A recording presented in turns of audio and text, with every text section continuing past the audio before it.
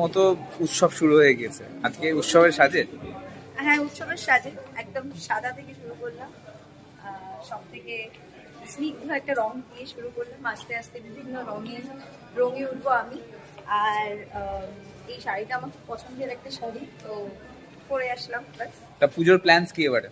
পুজোর প্ল্যান হচ্ছে কলকাতা ঘোরা, পুজো করা, আর শক্তির বিভিন্ন মানে ছোটবেলায় আমরা শুধু পুজোয় ফুচকা খাওয়া, নাগরদোলাই আমরা জানতাম বা আমি জানতাম।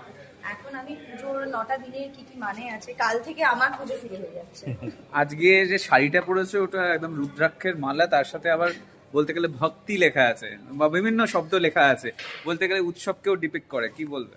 এটাই বলবো, যেটা লেখা আছে সেটাকে আমি ফিল করতে চাই। আর আমি চাই যে সব নারী এবং পুরুষ আমাদের সবার মধ্যে, সব রকমের মানুষের মধ্যে যেন এইগুলোই আর কি ভরে ভরে